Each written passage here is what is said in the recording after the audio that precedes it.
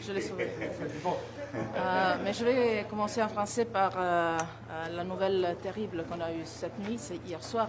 En effet, du Mali, j'étais en contact avec le ministre des Affaires étrangères du Mali pendant la nuit. On est ensemble dans cette lutte contre le terrorisme, comme j'ai eu l'opportunité de réaffirmer il y a juste 10 jours à Bamako, avec nos forces, hommes et femmes de l'Union européenne qui sont sur place à Bamako et dans la région pour soutenir les forces du Mali, soit avec notre mission militaire et civile, et aussi avec notre soutien à la force conjointe du Mali et du Sahel contre le terrorisme. 50 millions que l'Union européenne va donner pour renforcer le contrôle du territoire. On est ensemble dans cette lutte, on est aussi ensemble dans le drame.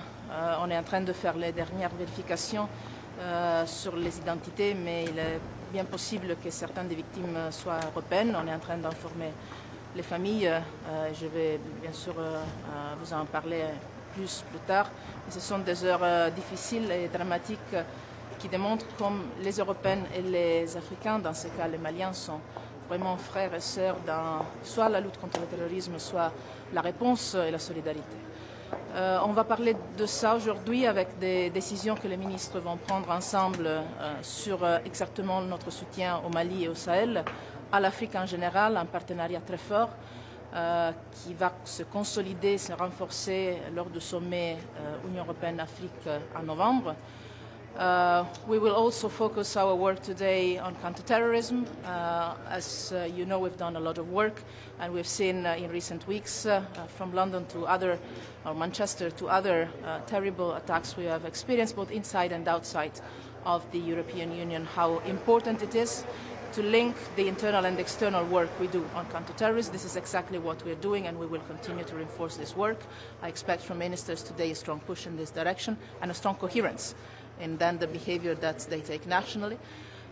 We will also have an important report from my side on the implementation of the global strategy that puts together all the different aspects of our work, from counterterrorism to development, humanitarian, and the work we're doing on security and defense, which is proceeding very fast and very well. We will have today a joint report by me and the NATO Secretary General. He will be represented by the Deputy Secretary General, Rose Gettemüller, on the implementation of the steps we have decided to take together, European Union and NATO.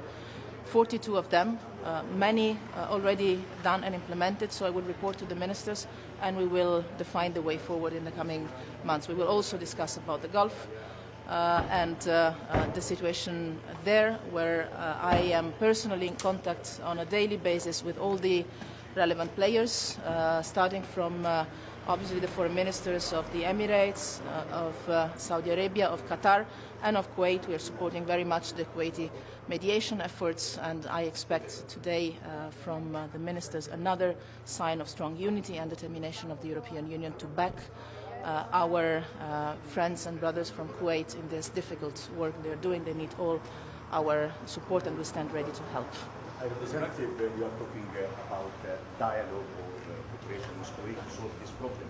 Meanwhile, the Qatar need to do to earn back the trust of a big number of Arabian and African.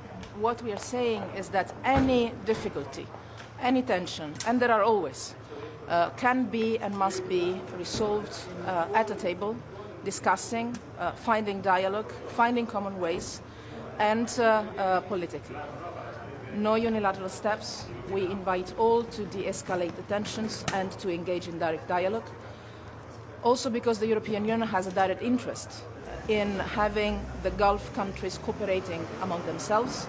They are all our partners in the fight against terrorism. They are all our partners economically. They're also all our partners in trying to solve some of the regional crises. The region is already fragile enough, dangerous enough. We're starting to see dangerous spillovers already, both in the broader region, but also in Africa and in Asia. There are worrying signals. So we really invite all to find a way to solve any tension, any controversies that can be at a table, discussing with dialogue politically, without exacerbating tensions. It is always possible, and even more so has to be possible among countries that belong to the Gulf cooperation countries. The German Minister for Development said that due to climate change, there might be the risk that 100 million of refugees will come from Africa to Europe. Do you share that opinion? Do you see the risk, and what can the European Union do against it? I've always said that climate change for the Europeans, as well as for the Africans or for many others in the world, is part of security. It is not a luxury, it is not something naive that some smart people do around the world. No, it's a primary issue of security for many, including in Africa, but I think of the Caribbean or the Pacific Islands or Europe. I was just a few days ago in the Arctic. Their climate change is real and is threatening us directly. That is also why, and thank you for the question, today we will, together with all the ministers, adopt very strong language on the need to uphold the commitments taken in the Paris Agreement. The European Union and all its member states will not only implement the Paris Agreement, but we are building strong global alliances to make sure that the Paris Agreement will be implemented, even after Trump's decision to step back.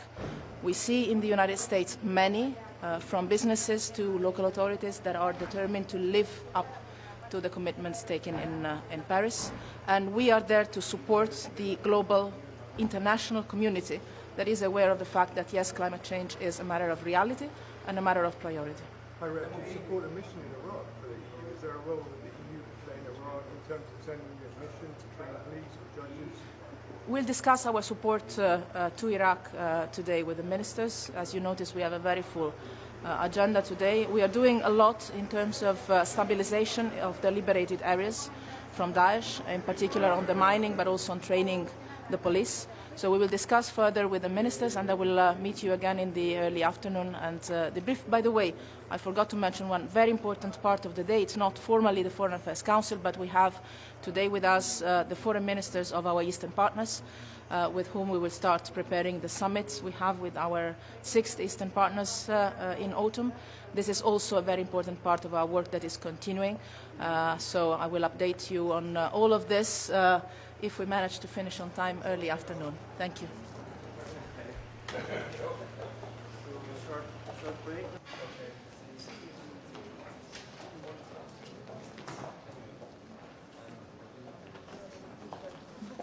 Yeah.